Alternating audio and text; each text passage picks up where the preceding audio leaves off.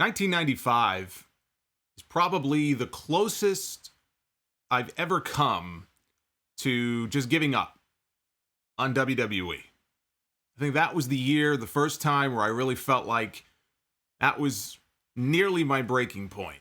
We had, a roster back then. I look back on it now, I could appreciate a lot of the talent they had on the roster and some of the great matches that took place that year in the company. But it was probably around February of that year. It's about a month and a half maybe before WrestleMania. And I can remember watching, it had to be Superstars, I'm guessing it was probably Superstars, one of the syndicated shows on the weekend. And I just remember watching an Allied Powers match. It was British Bulldog and Lex Luger against maybe the Blue Brother. Actually, that was the WrestleMania match. But I'm just watching and I'm just like, I'm not into this. Like, this is boring. I just wasn't as excited as I used to be. And I think everybody, when you're younger like that, you all have friends where you get to that point, they either just stop watching because they either lose interest or, oh, it's fake or whatever, and they sort of drop off. And then you have the people who don't. The people like me, the schmucks like me, who stick with it, stayed fans, didn't mind all that, kept watching. But that was almost my breaking point in 1995. It was also the same year that gave us a lot of guys who had to work apparently 2 jobs. Boy, we think the economy now is bad. Back then, these guys had to take 2 jobs. They were moonlighting as wrestlers. During the day, they had all different kinds of jobs. We had the wrestling garbage man, right? Duke the Dumpster Drozy. We had the wrestling dentist, Isaac Yankum DDS. We had the wrestling plumber, TL Hopper. We had the wrestling teacher, Dean Douglas, with the screeching of the blackboard. We had Mantar, right? Half man, half tar, I guess. Whatever it was that he did. The Goon. Let's not forget the Goon. All you hockey fans out there. That was almost Chris Jericho's gimmick. Chris Jericho had the opportunity. I think Jim Cornette came to him and said, listen, we got this gimmick. Because, Chris Jericho's father was a famous hockey player, right? Ted Irvine played for the New York Rangers. We have this great gimmick for you. Boy, did he dodge a bullet on that one. All these crazy gimmicks. Although I will say we did get Waylon Mercy. We did get Waylon Mercy that year. It's too bad Danny Spivey's body was too broken down by that point in his career. He couldn't do much with it. Those eyes. When they would zoom in on those eyes, they used to freak me out. But it was not a good year business-wise. Okay, you could talk about all the talent they had. Bret, Shawn, Owen, Hakushi, Waltman. They had a lot of talented guys.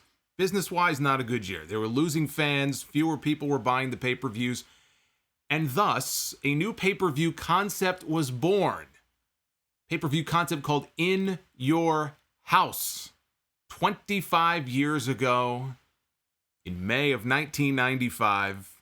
And the idea was that if we lower the cost of the shows, right, we're going to lower the length of the shows instead of having 3-hour pay-per-views every month.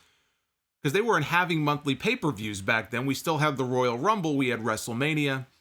We had King of the Ring, SummerSlam, Survivor Series. I kind of miss those days, to be honest with you, just keeping it to those 5 core events.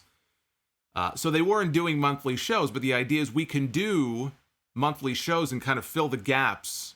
But we won't have these 3-hour blowouts. We'll charge a little bit less. So that was the whole point of the concept, and the idea was we'll bring back some of those people who stopped buying the pay-per-views because some of the buy rates were just dreadful back then, and maybe we'll even entice some new fans, almost like a miniaturized version of our pay-per-views, and maybe we'll entice some new fans. It's cheaper. The events back then, I think, were still $24.95. The In Your House shows they charged $14.95 for. And so that was kind of the big selling point. And I have a lot of memories of In Your House. I have a lot of fond memories, actually, of being a fan back then once I got over the whole Allied Powers thing. And I said, suck it up, right? You still enjoy this, right? Suck it up and enjoy it. So when the In Your House shows came along, I had a lot of memories of that. Obviously, I remember the first show where they gave a house away. I can't remember if I sent my own entry in. I don't think I did. I don't know why I didn't, but I don't believe I did.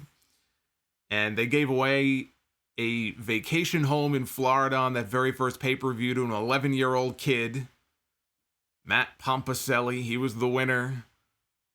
And then as soon as his family got the keys to the house, like a week later or whatever, they started looking to sell it. They flipped it for $175,000 to help pay for the kids' college education. So after SummerSlam that year, not that year, but in 1997, so now we're fast forwarding 2 years, they made a pretty radical change. It really changed the whole concept of In Your House. Again, In Your House was less than 3 hours, lower price, entice more people to come in. September of 1997, they have an event coming up called Ground Zero. And they made this big change where from now on, all of the shows were going to be 3 hours. It was going to be no difference in length. They were all going to be 3 hours long. And the price would go up. So you were going to pay full price for these In Your House shows, which, in a way, kind of killed the whole concept as it was originally conceived.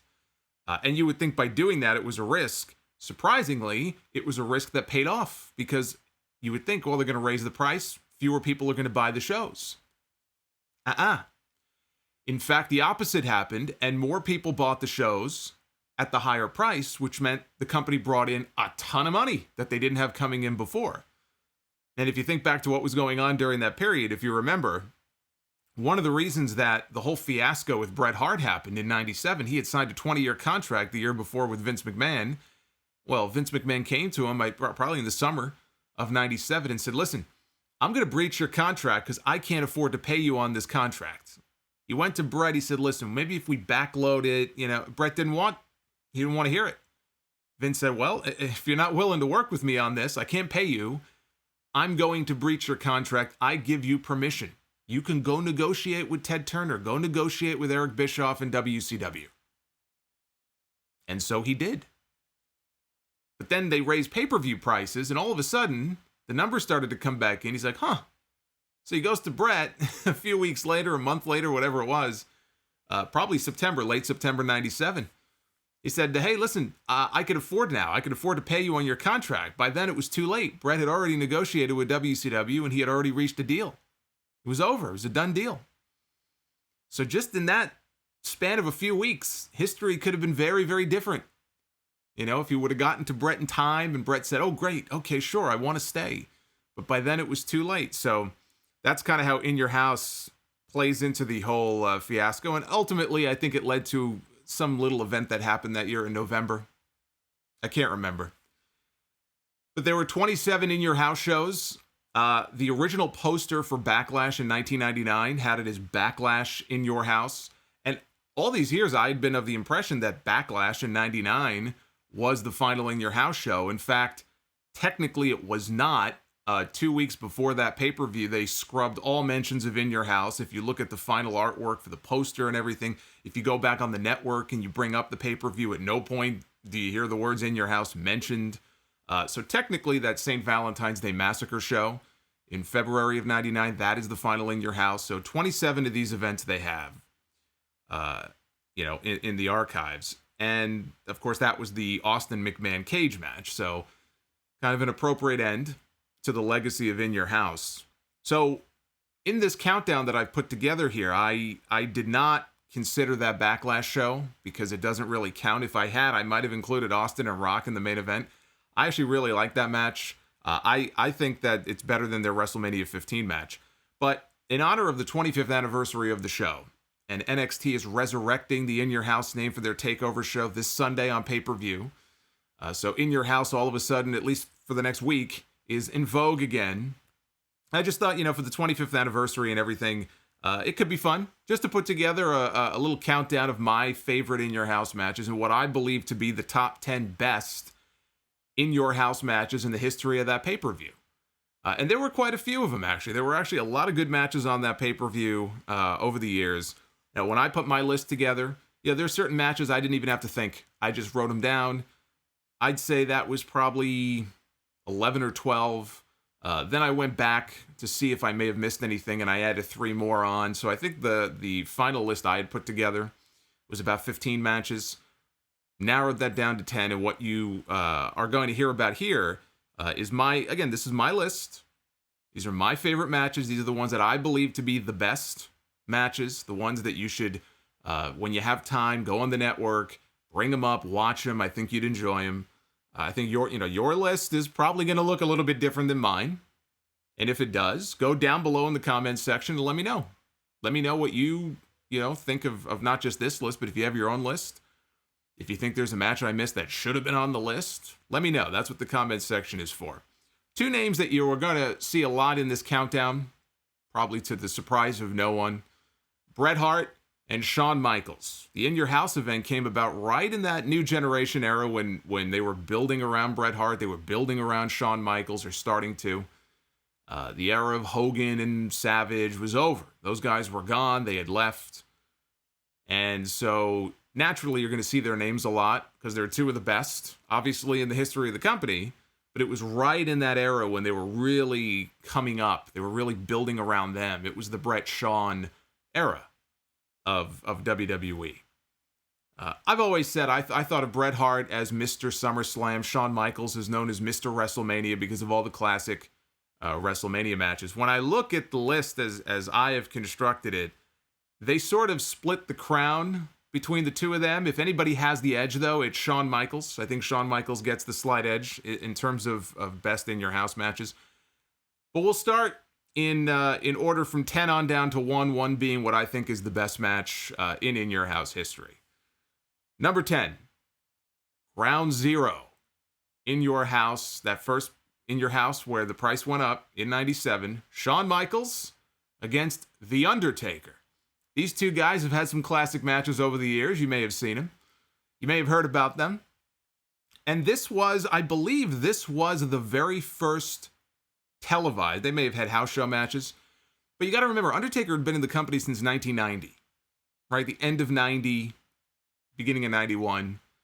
Shawn Michaels had been there for a few years prior to that. He was a tag team wrestler since probably 88.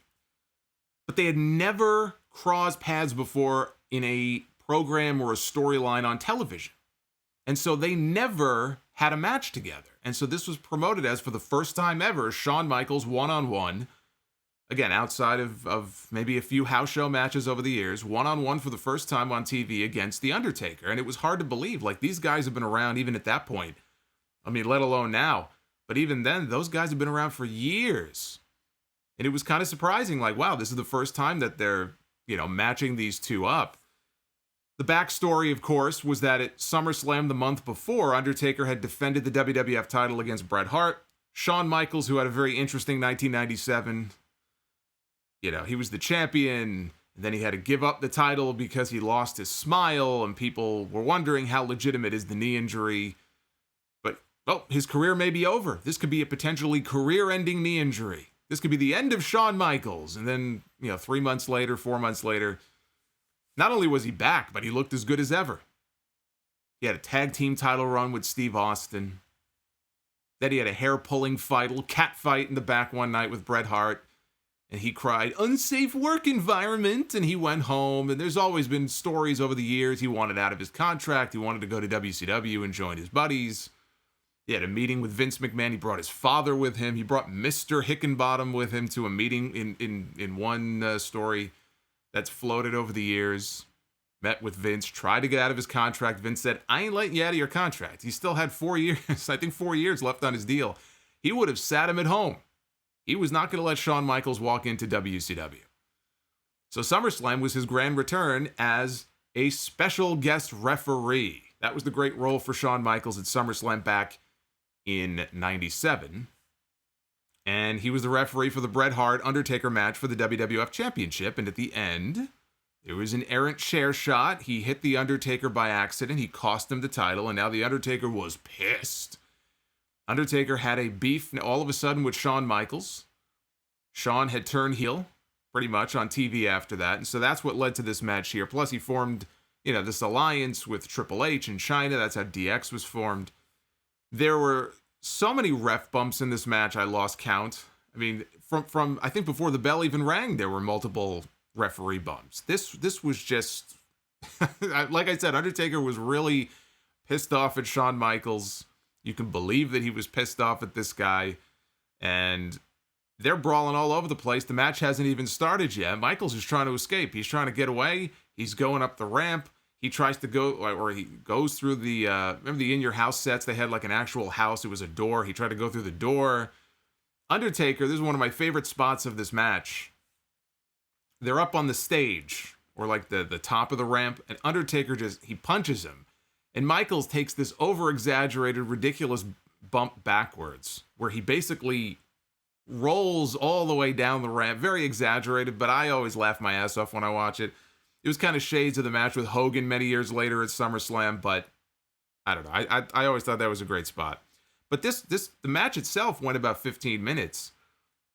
10 minutes of this was before the bell. So really from start to finish, this whole thing was probably half an hour. 15 minutes of which was part of the actual match. And a lot of it just consisted of Undertaker just beating the piss out of Shawn Michaels. I mean, Michaels, he got some offense in, but a lot of this was just Undertaker getting out all that pent-up rage and all that frustration over Michaels costing him the title and just, being a jerk-off. And it was him, beating the hell out of Shawn. This was really more of a wild brawl, I'd say, than a wrestling match. It's just a chaotic, crazy, wild brawl.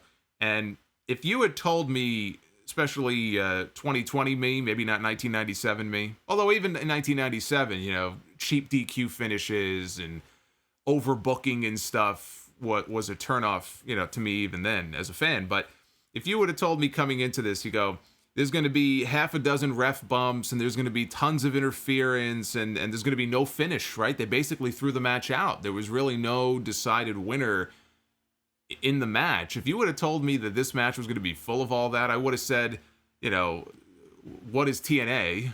Because TNA went through a period of time with like Jeff Jarrett main events where that's all they did. They overbooked the shit out of all of those TNA main events. Some of them were good, most of them weren't. But I would have told you it sounded like an overbooked mess. And the reality is, it was. It was an overbooked mess, but it was a fun overbooked mess. I love this match. This right here, this is the match really between these two. The first match that does not get talked about a lot. For obvious reasons, it gets overshadowed by Hell in a Cell. It gets overshadowed, even the casket match because Shawn got hurt. People talk about that. They talk about the WrestleMania matches. And rightfully so, because those are fantastic matches. But this one, I think, unfairly gets overlooked because it really is a lot of fun. It really is great. I loved all of this. I loved what they did here.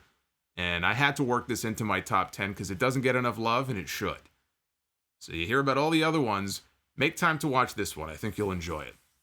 So that brings us to number 9 in the top 10, which is Stone Cold Steve Austin taking on Savio Vega. Stone Cold and Savio Vega in a Caribbean strap match at In Your House, Beware of Dog. I have to specify here, Beware of Dog 2. There were 2 Beware of Dog shows. They wrestled on both of them. I'll tell you why in a second, but this was night 2. And Austin and Vega had a little feud in early 96. They had a match at WrestleMania. It wasn't great. And it continued on into the month of May. Beware of Dog was an In Your House show that they were having in South Carolina. And I don't remember if it was just a really bad rainstorm, if it was a tornado. I don't know what kind of storm it was, but it was a really bad storm. A lot of rain and thunder, I think, and lightning. And there was a power outage. During the pay-per-view, there was a massive power outage. I remember this night very, very well. I was not home watching the pay-per-view, which I was very upset about. I don't remember where we were. And it was kind of like racing home to watch the pay-per-view, which I was going to maybe get there in the middle of the show. I remember getting home and the pay-per-view had already been ordered and I put the TV on and I was greeted by a blue screen. Not like the blue screen I get on my laptop pretty much every day. Thank you, Windows. But I was greeted by a blue screen. And I thought to myself, what the hell's going on here? No audio. Nothing, just a blue screen. I thought there was a problem with my cable company. I was all pissed off. I bought this pay-per-view. I have a blue screen. So I sat there, for a while. I was on the phone with the cable company. They were very busy. Probably had a lot of people calling.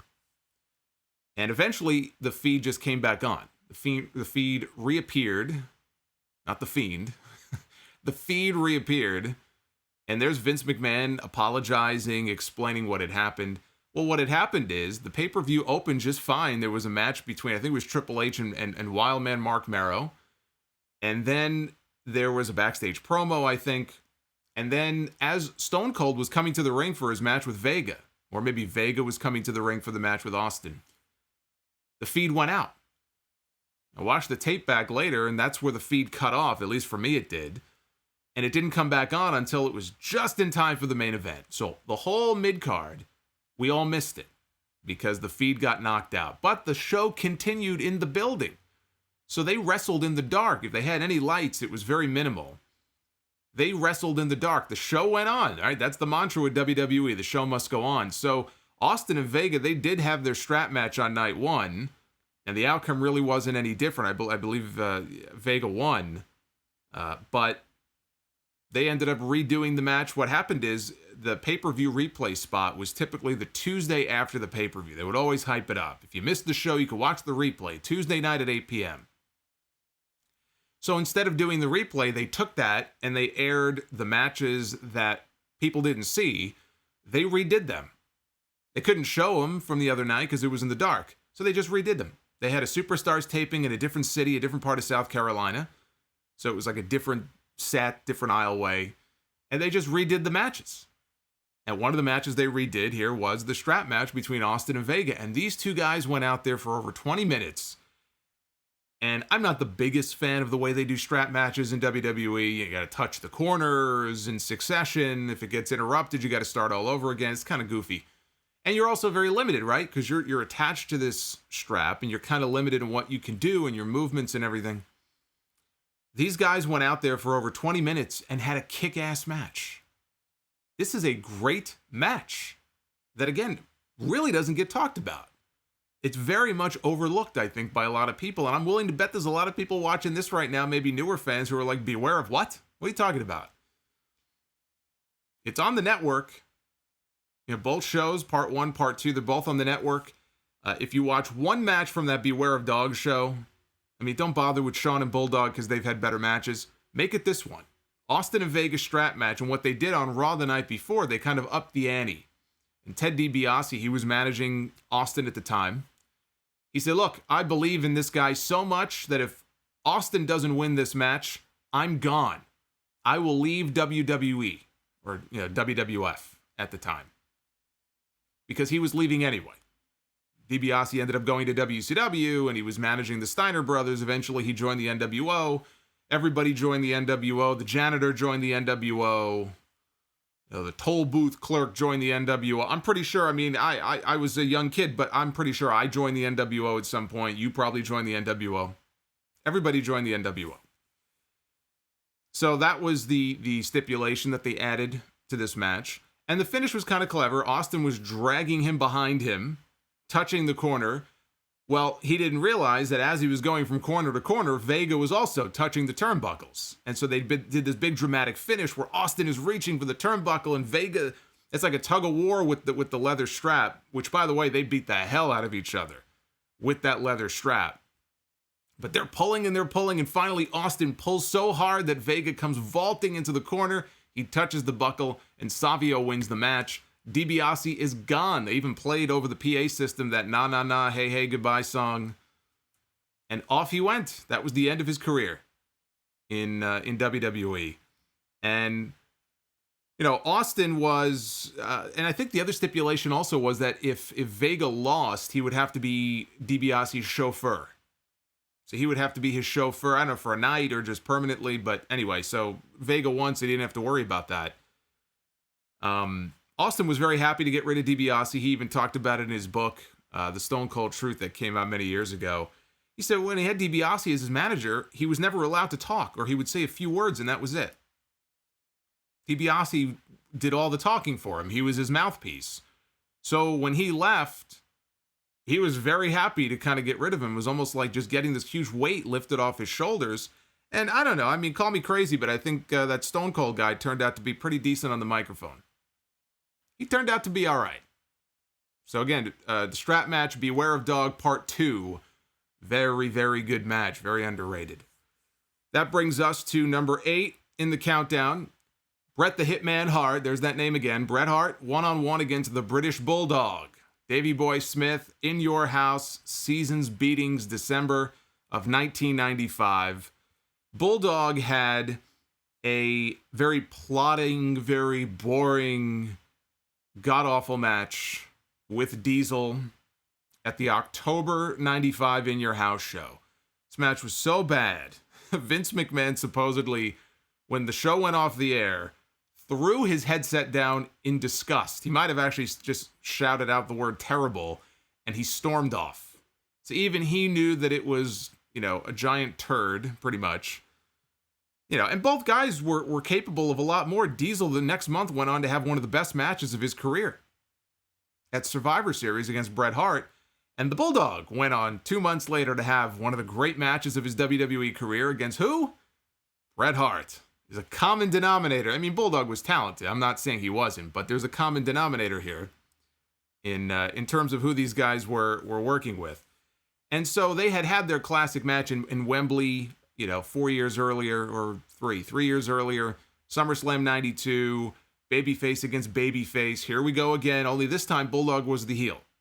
Otherwise, it was the same dynamic. You have Bret one-on-one against his brother-in-law. His sister, Davey's wife, Diana, she was there, just like she was at Wembley. Diana was there at ringside. They kept doing a split screen and cutting to see her very stone-faced reaction, which really never changed.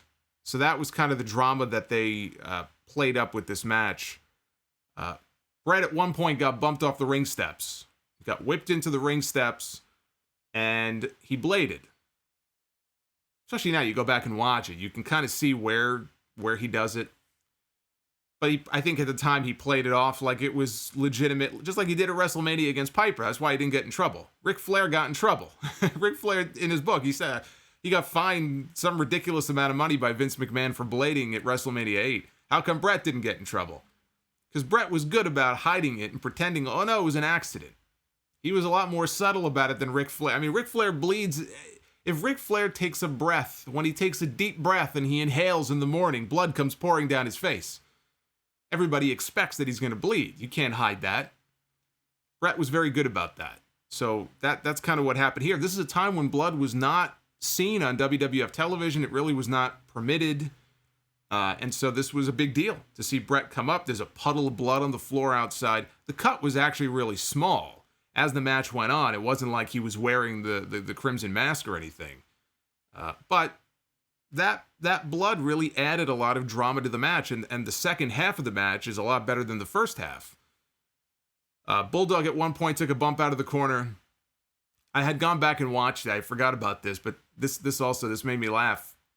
Late in the match, there's a spot where he gets whipped into the corner. And he does this flip where he's going to flip into the corner and his body is basically going to bounce off the buckles out of the corner. Well, he bounces. The problem is he doesn't rotate all the way over. He landed right on top of his head. So he bumped and boom, right down on top of his skull. I'm sure that didn't feel too good. There's also a great Chris Jericho story. I don't know how many of you remember. Many years ago, this probably would have been 2013, I believe. Pretty sure it was 2013. They did Bret Hart Appreciation Night. I think they were in Calgary. So when Raw went off the air, and they put the footage on YouTube, after. But they just had Bret come out. Bret was there that night, and they had Pat Patterson came out, Chris Jericho came out, Jerry Lawler was in the ring to kind of honor him, and Vince McMahon, Shawn Michaels, they all came out just to pay tribute to Bret, this like half-hour little ceremony. So Chris Jericho was there, and Chris Jericho told a story. He said, this is one of the things that kind of kept me going when I was younger in my career and made me think, you know what, I can really do this. And there was a 50th anniversary show or party, some kind of event for Stu Hart. I think it was like a 50th anniversary reunion thing for Stampede Wrestling. 2 days before this In Your House show, in December of 95, was this 50th anniversary deal. And Bret was actually wrestling the Bulldog in the main event. So they're lucky nobody got hurt, because they had a pay-per-view match 2 days later. But Jericho was there. He was not on the card. He was not used, but he was backstage. And he tells the story. Bret's back there. He's getting ready for his match with Davey. And he's just talking out loud about their pay-per-view match in Hershey in 2 days. He goes, I'm having trouble coming up with a finish. I don't want to use the sharpshooter. I want to use something other than the sharpshooter to win my match. Does anybody have any ideas? And Jericho spoke up. He might have been the only one. And Jericho spoke up, and he had worked in Mexico. And he had seen a wrestler named Negro Casas use a move called La Magistral Cradle, which, of course, we've seen used in a bunch of matches over the years. And Bret, I guess, was not familiar with the move. So Bret said, can you show me? He wanted him to demonstrate the move. And Jericho said, well, Sean Waltman, the 1-2-3 kid, he was also there that night. So I guess he and Waltman, they showed Bret how to do a La Magistral Cradle. And that was it. That was all that was said. So Jericho's at home. A couple days later, he's watching the pay-per-view. And wouldn't you know, for the finish, there's Bret Hart pinning Davey Boy Smith with a La Magistral Cradle. And he couldn't believe it. He was blown away. He looked at that and he said, here's this guy. He's the world champion, right? He's like the biggest star in the business, in this country at the time. I mean, you could argue that, but certainly in the company, right? He was the champion. Bret was the man. And, here he is taking a suggestion from some young nobody. I mean, Jericho was still, an unknown really at the time. And so Jericho never forgot that. And so he told that story. So as far as the finish, because I have never seen Bret use that move before, and I have never seen Bret use it again. Maybe he did. Maybe he used it in a WCW match or something. That's the only time I could think of, like in a big pay-per-view match, where I saw Bret Hart use a La Magistral Cradle. And it kind of came out of nowhere. I kind of feel like it would have been nicer, like it would have been better for him to play off the finish from 92, when they did that cradle spot and Davey hooked the legs forward and that's how he pinned Bret. I almost feel like it would have been better maybe for them to kind of do that spot, but this time Bret reverses it and gets the win. But yeah, whatever. It was something different. I liked it. I liked the match a lot. It is a classic match. Some people think it's better than the SummerSlam match at Wembley. I tell you what, I might be in the same camp. I think having watched this match, I haven't seen the Wembley match in a long time. I'd have to go back and watch it. Obviously, the Wembley match is more epic. Pay-per-view main event, Wembley Stadium outdoors, 80,000 people, Bulldog in his home country, the place comes unglued, big title change. You can't replicate that dynamic. In terms of like epicness, clearly the SummerSlam match was a bigger match, but I think this might have been the better actual wrestling match. And more dramatic with the blood and everything. So it's a very good match.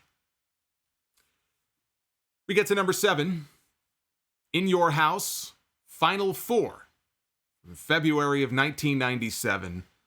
This goes back to that time period where Shawn Michaels, he lost his smile. I don't know where it went. I don't know where it's hiding. He lost his smile. He has a knee injury. It's a potentially career-ending knee injury. He's got to forfeit the championship. Now, mind you, this all happens 3 days before a pay-per-view that was going to have a Final 4 match, first ever Fatal 4-Way. This was an elimination match to determine who would challenge for the championship, I assume, at WrestleMania. And there's always been talk that Shawn was going to drop the title that night on that Thursday Raw show that they did to Psycho Sid. I don't know if that's true or not, if they were going to do the title change or not. I believe they were. But he has the knee injury. And he loses his smile. He's got to go find it. It's like, trying to... He's going to be a detective. He's going to be a gumshoe. He's going to go search for his smile. So this is 3 days before the event. And now the championship is vacant, and that changes everything. So the Fatal 4-Way is now, or the Final 4, is now for the title. It's no longer for a title opportunity. It's now for the championship. And they add Royal Rumble elimination rules. So you can eliminate somebody by pinfall. You can eliminate somebody by submission. But you could also eliminate them by dumping them out over the top rope and having both feet touch the floor. So that's the special rule that they added to the match.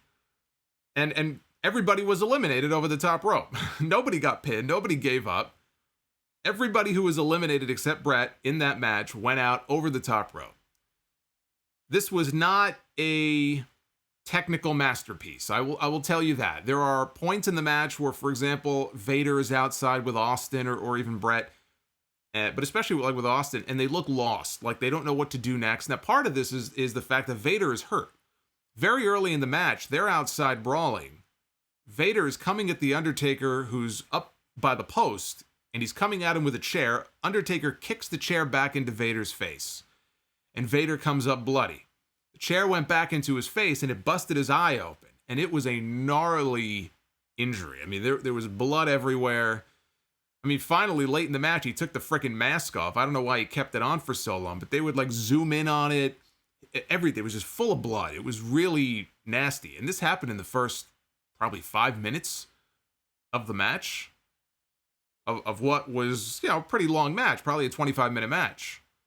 And he lasted almost until the very end.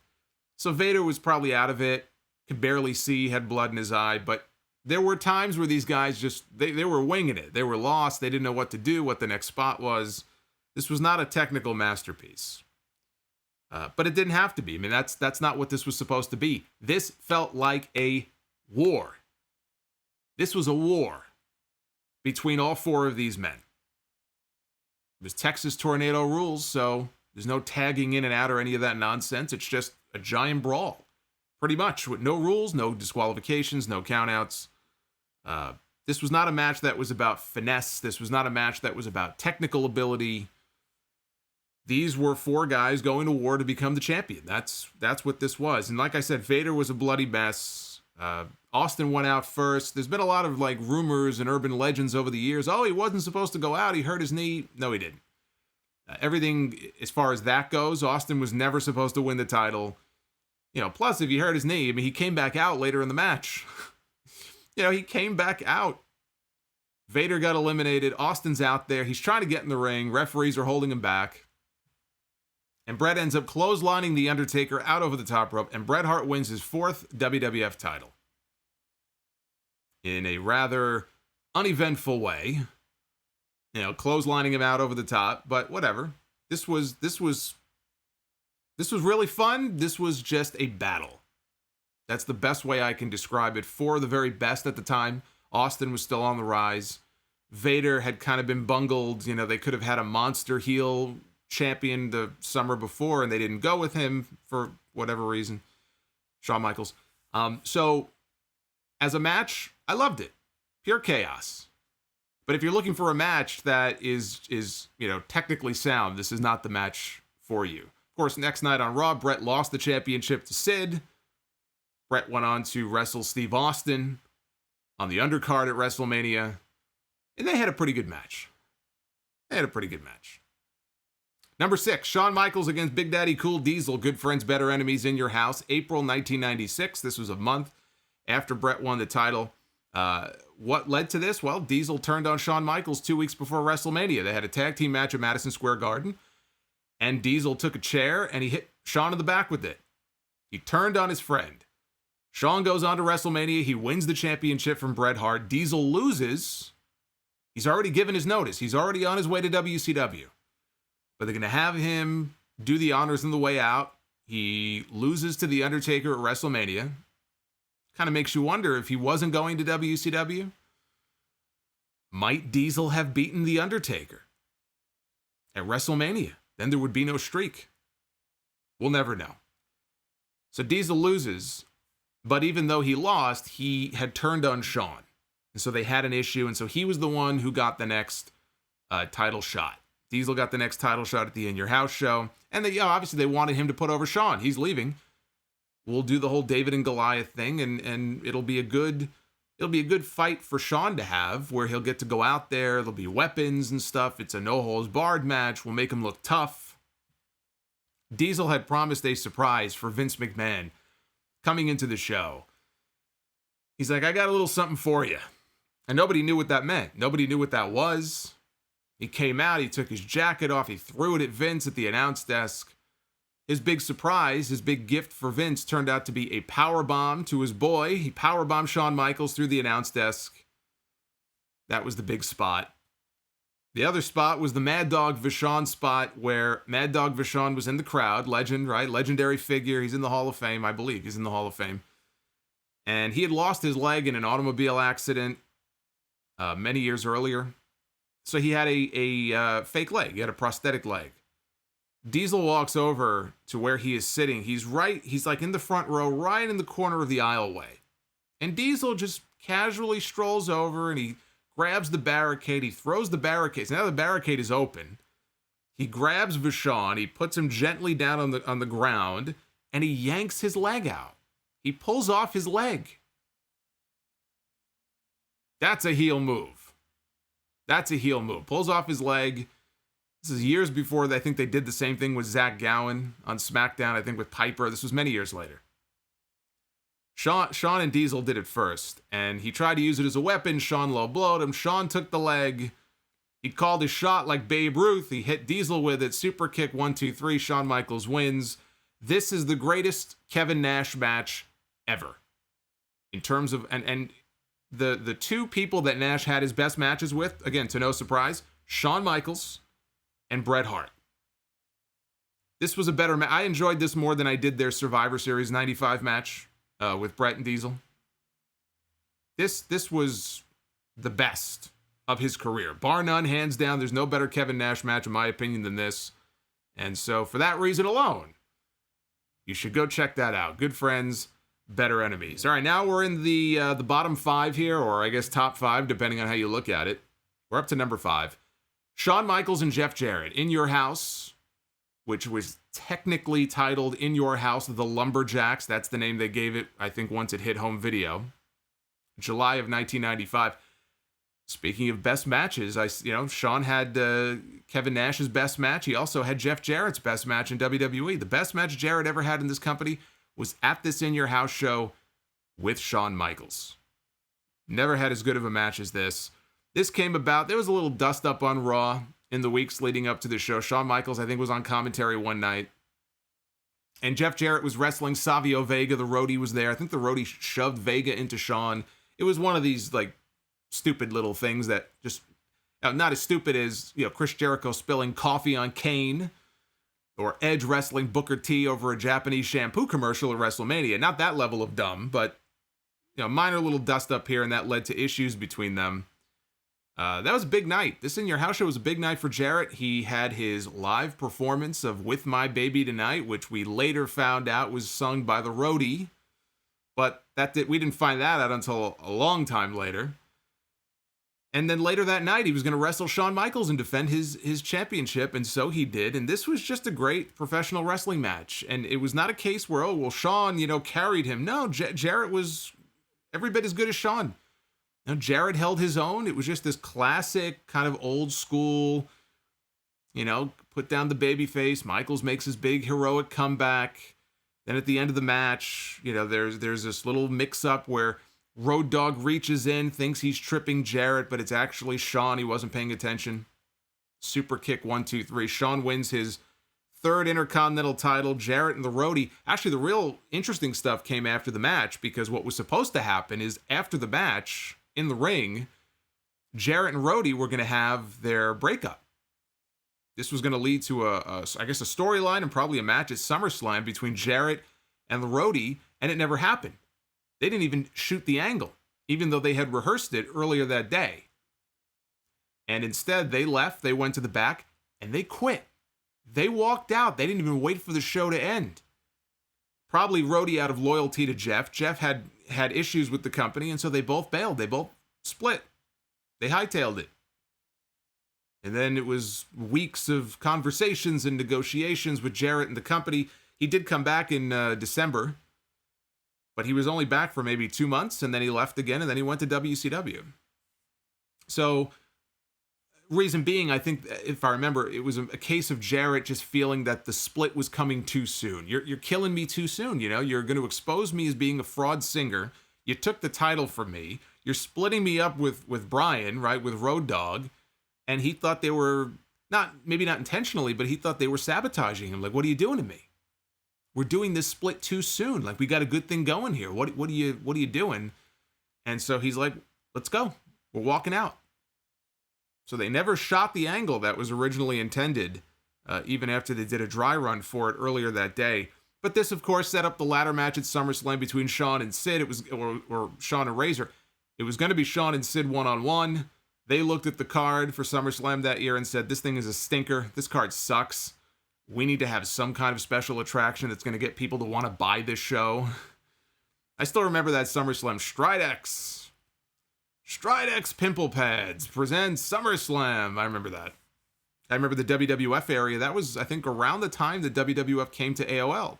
America Online, keyword WWF. I remember going on there and thinking, man, this is so cool. They have, like, you know, a download section. You could download, like, 30-second snippets of theme music in the worst possible audio quality you can imagine.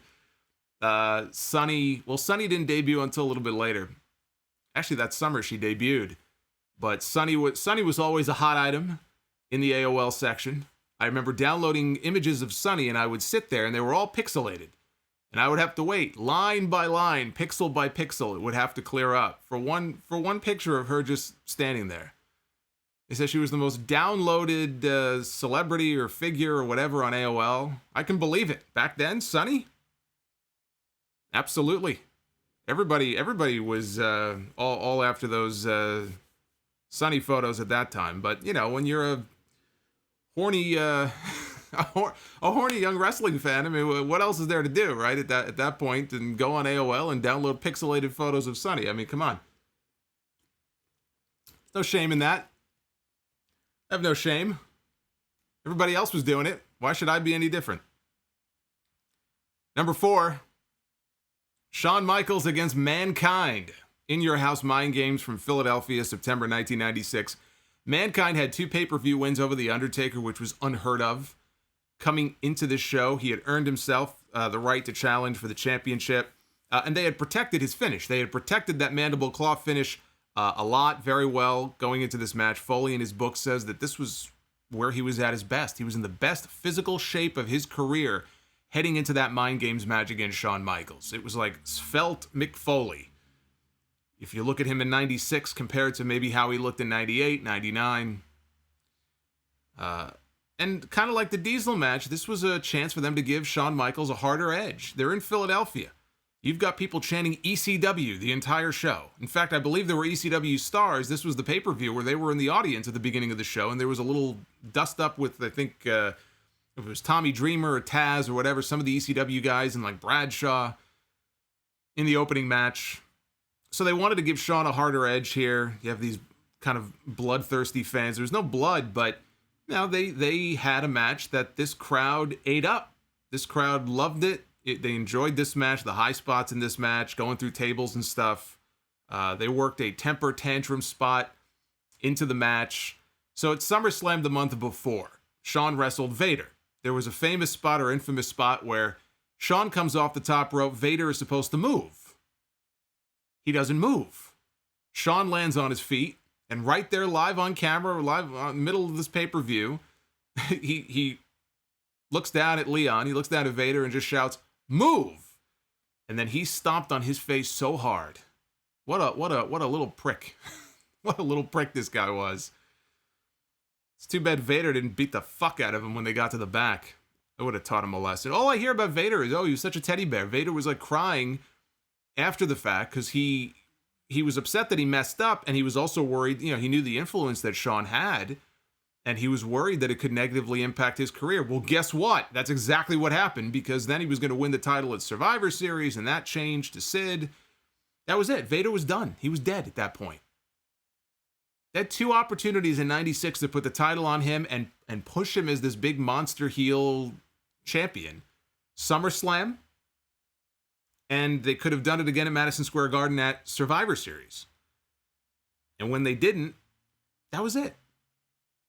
That was it. There was really no coming back at that point for Vader. We had that bloody performance in the Final Four a few months later. After that, what did he do? What did he do for the remainder of his WWE career? The next year that he was there, year and a half, what did he do? He didn't do anything.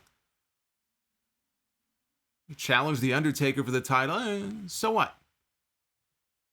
He was never the same after that.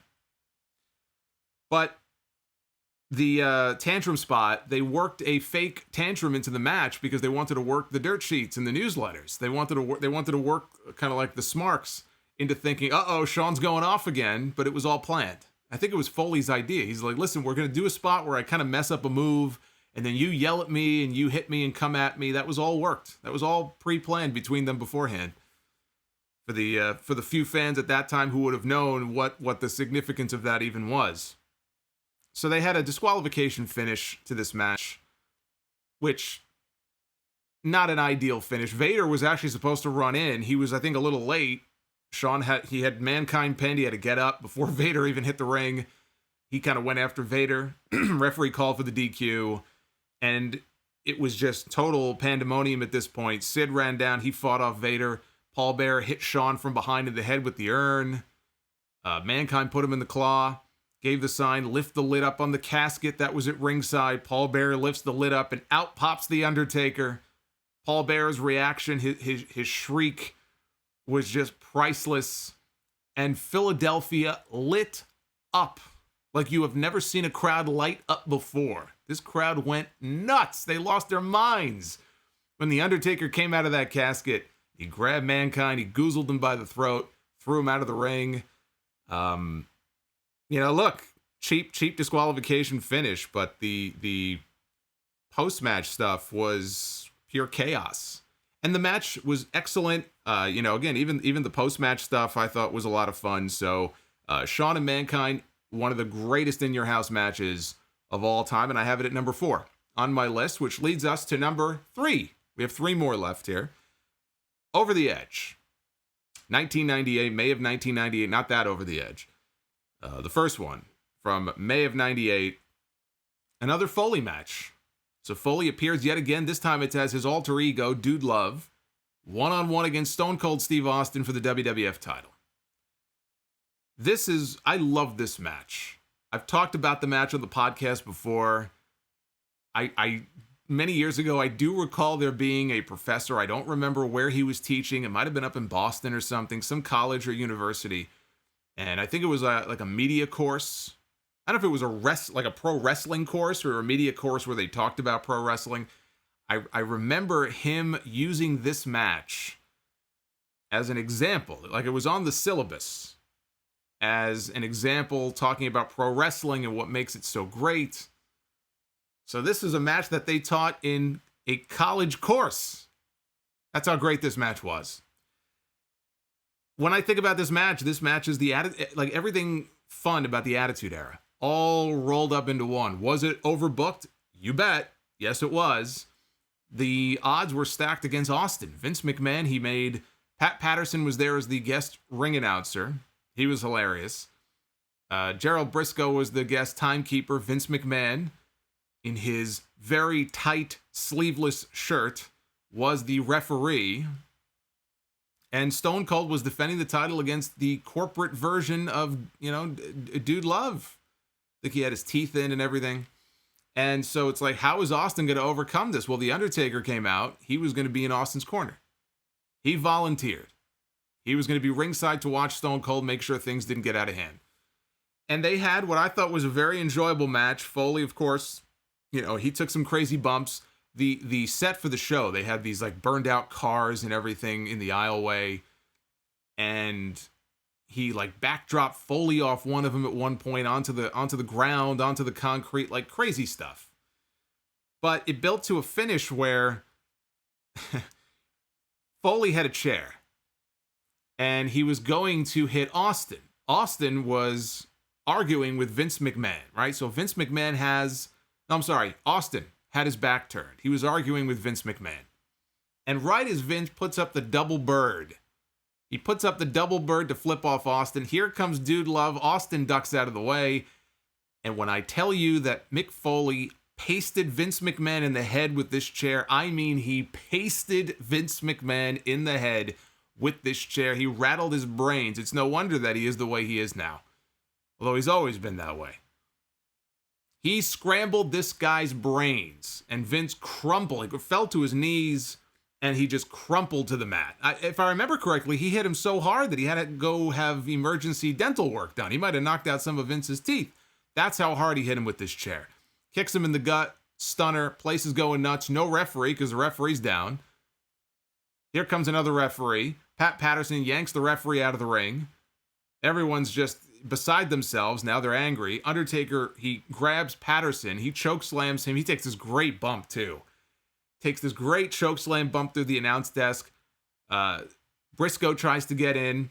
Count the fall. Undertaker drags him out of the ring. He chokeslams Briscoe. That was not such a great chokeslam, but the table broke. Table broke. I don't know how, but it broke. Austin kicks Foley in the dick and gives him a stunner. Grabs Vince's hand. Now, the whole stipulation was, this match will only end by my hand. That is what Vince McMahon said. Those were his words. By my hand only. Well, Austin took him up on that. He grabbed Vince. Vince is laying there dead. He took Vince's hand. 1, 2, 3. Counted the fall. Place goes nuts. Austin has overcome the odds. Jim Ross was just fantastic on commentary. Called the toughest son of a bitch to overcome this. This was so great. Of course, Undertaker is eyeballing Austin. That was sort of the beginning seeds being planted for their feud that would lead eventually to SummerSlam. Overbooked, absolutely. A lot of stuff was back then. There was a lot of Attitude Era stuff that, when you look back on it, is kind of cringy, and it's not all great. This, though, is not an example of that. This was, when I think of that Attitude Era, this is the match I think of. This was such a fun match to watch. So now we get to the top two, which I don't know that this is really going to be much of a surprise as far as what they are.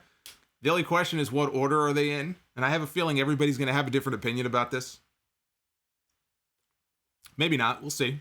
But my number two takes us back to the summer of 1997. The In Your House Canadian Stampede from the Calgary, or call it the Calgary Stampede. Some people call it that. From the Calgary Saddle Dome. That whole pay-per-view is one of the best WWF pay-per-views, top to bottom, of all time. Very short show. They only had 4 matches maybe. Mankind and Triple H opened the show. They had a very good match. Taka Michinoku, he outshined the great Sasuke, even though it was supposed to be more of an exhibition for Sasuke. But here's Taka Michinoku flying all over the place, doing stuff that we hadn't seen in a WWF ring. We had seen stuff like that in the Cruiserweight division in WCW, but really never in the WWF. Undertaker and Vader. Undertaker and Vader actually had a very good championship match. But it all built to this match here. It was a 10-man tag. It was Team Canada against Team USA. Stone Cold, well, let me tell you this first. Jim Ross has his Grillin' JR podcast many months ago. He confirmed what the original plan was, what the original lineup was for this match. It is not the match that actually happened. It's not the teams that we saw. Originally, it was going to be the Hart Foundation, which it was. Bret Hart, Owen Hart, British Bulldog, Jim Neidhart, and Brian Pillman.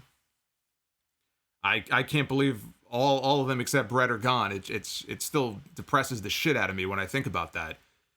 But it was going to be the Hart Foundation against Stone Cold Steve Austin, Shawn Michaels, Psycho Sid, and the Legion of Doom.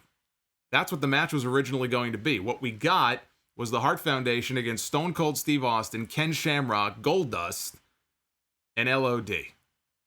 So imagine, as great as this match was, imagine if you had, at that time, back in 97, at the peak of all of this angst and all of the issues between, and the Sunny Days comment and everything between Bret and Shawn. This was only weeks after they had their little hissy fit, their little hissy cat fight in the back where they pulled each other's hair out in the bathroom or whatever.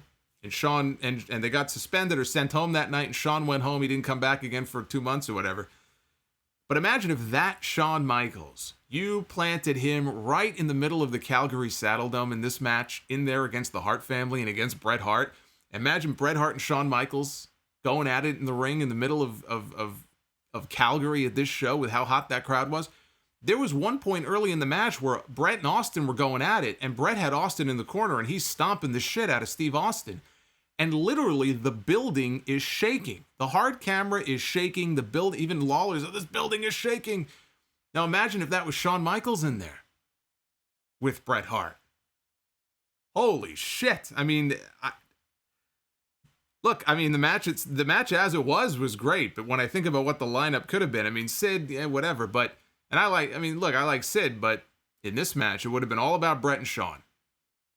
That would have been incredible. I mean, think of the reaction that Shawn got when he walked out in Montreal in 2005. Now, again, that was post-Screwjob. But even back then in 97, in the middle of the year, you have to think that Shawn Michaels would have been public enemy number one walking into that building. So that would have been an even more incredible match. But just everything I love about pro wrestling. Pure emotion. They played up that USA-Canada feud. The fans bought into... I mean, they basically turned the two countries against each other in a way. It's basically what they did, right? The American fans would shit on the Canadians would shit on the Americans. It got a little too real there for a while, but I like that. And you really could believe, like, especially Austin and Bret, these guys hated each other. And they went in there and they just fought it out. The crowd is the star of this match. I think this match would have been fun probably anywhere. This match does not rise to the level of like legendary status that it does if it's not in that building that night. The crowd absolutely made this match. It was a spectacle. Owen Hart got some cheap roll-up win on Steve Austin to set up their match at SummerSlam, which Austin probably wishes they never had.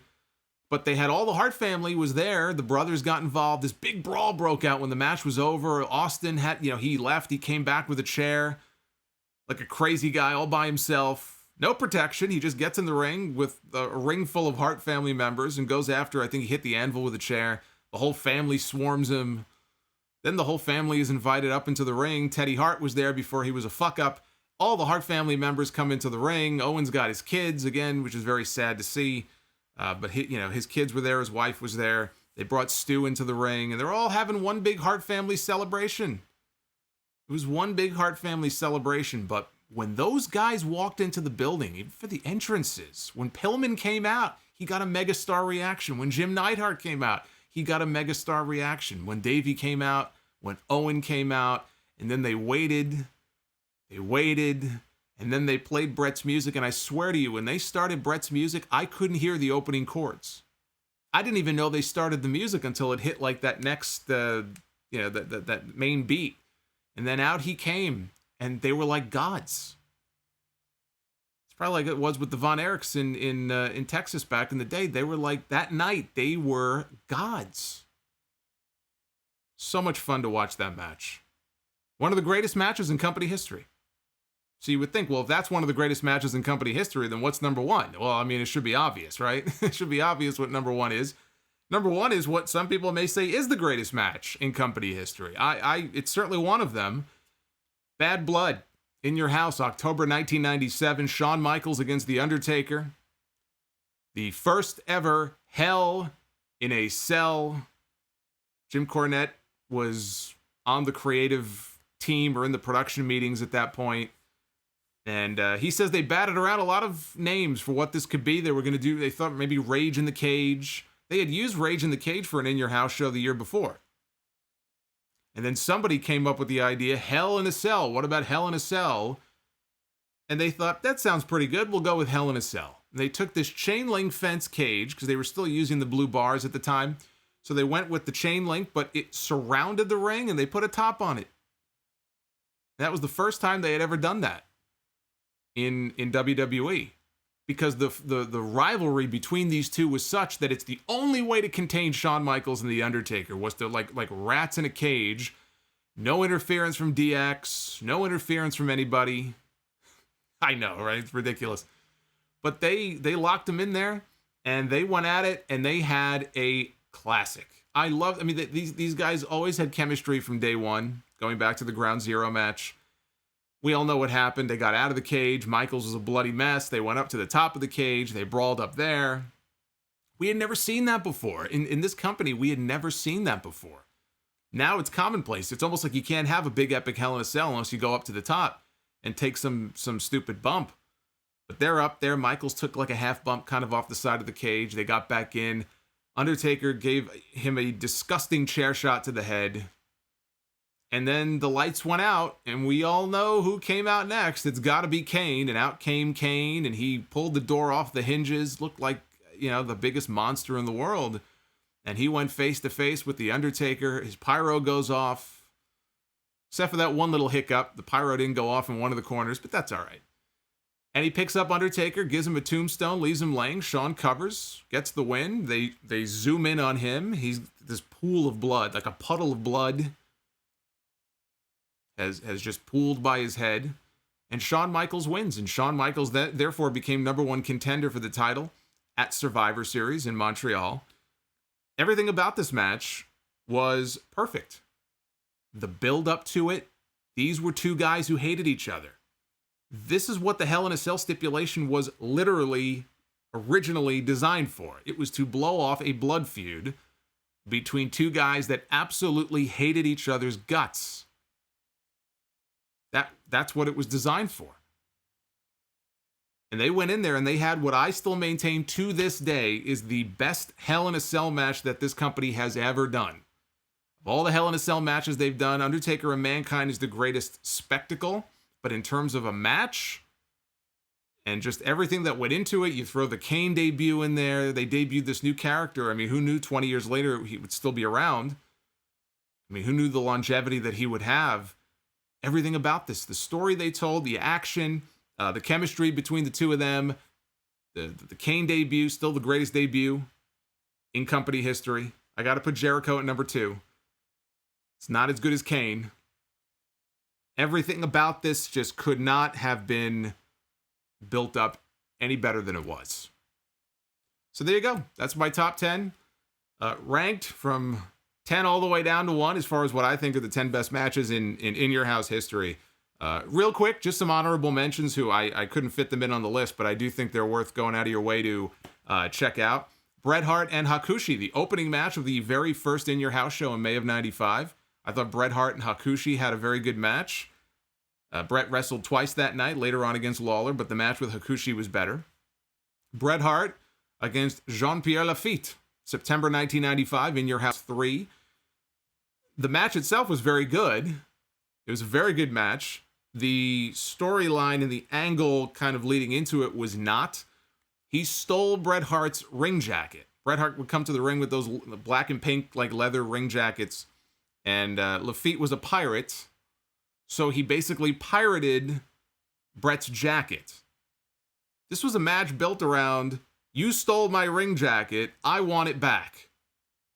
Yeah, not the deepest story that this company has ever come up with. And in fact, Bret Hart himself, and I don't remember where, this was some book or interview or something, He even called the reason for this feud, he said it was pathetic. And Bret injected some common sense into this. He said it was pathetic. He says it was the worst storyline of his career. He goes, why wouldn't I just go out and buy another jacket? Why did I have to fight this guy to get my jacket back? I would just go out and buy a new one. Well, that would make too much sense. But then we wouldn't have gotten that great match at In Your House 3. Shawn Michaels and Owen Hart, In Your House Rage in the Cage, February 1996. Probably the best match I've ever seen these two have. This was an excellent match. They did the post-concussion injury angle on Raw after the Survivor Series in November of 95. I remember that night. I remember that night as a wrestling fan. People thought it was real. Is it real? Is it not real? It was an Owen Hart enziguri to the back of the head, and Shawn collapsed, and they sold it like he was dead. They sold it like, it's post-concussion syndrome. So that's kind of where their whole feud ties back to. Shawn won the Royal Rumble in 96, and then Owen kind of baited him into giving him a match and saying, look, I'm the one who almost ended your career. So Shawn said, all right, I'll wrestle you, and I'll put my WrestleMania title shot on the line because I'm a moron. And he did. And so they wanted you to think that Owen might win, because if Owen wins, he gets to challenge his brother Bret. We get another Bret-Owen match at WrestleMania for the championship, but it was not to be. Shawn, of course, won, but this was an excellent match. And last but not least, here's another match you should check out if you have time. Breakdown in Your House, September 1998. I believe they were in Canada. I want to say Hamilton, Ontario, maybe. Mankind, The Rock, and Ken Shamrock.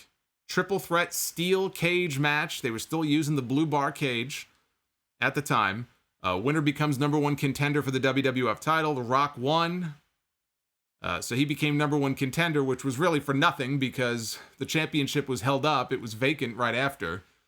And then Rock ended up going to the Survivor Series in the Deadly Game tournament. He won the championship anyway. When Rock came out here and made his entrance for this match, Austin was the number one. He was the number one guy. Nobody was going to dispute that Stone Cold was the guy at the time. When Rock came out, this was that little period of like 2 months or 3 months where he became a babyface. The fans turned him babyface. But then he joined the corporation and he went heel, and we got corporate champion Rock. But he came out that night, and the reaction he got, you knew, like, this guy is going to be the next superstar. He'll be up there with Austin or after Austin. Imagine they had 2 mega baby faces at the same time. How fucking lucky was this company? They could barely create one today. They had 2 of them at the same time, and they could afford to turn one because they already had Austin. So they could turn Rock, even though he became babyface again a few months later anyway. So, triple threat cage match at Breakdown. Give it a watch. I think you'll enjoy it. That's all I got for you. I hope you enjoyed this. I hope it took your mind off everything, and you had fun, and that you guys will go check out some of these matches because they are really good. They are classic matches. They're on this list for a reason. Subscribe, give this video a thumbs up if you would be so inclined. Join me live tomorrow night right back here for my AEW Dynamite recap at 10 p.m. here on the YouTube channel, and live again Sunday night, immediately following NXT Takeover in your house. It's going to be my first opportunity to do an in your house. I never thought I would do a live recap for an in your house. I thought in your house was dead and buried in the last century, and then they had to go dig it up and bring it back. So I'm going to be reviewing In Your House on Sunday. Here we are. Join me then. Take care, guys.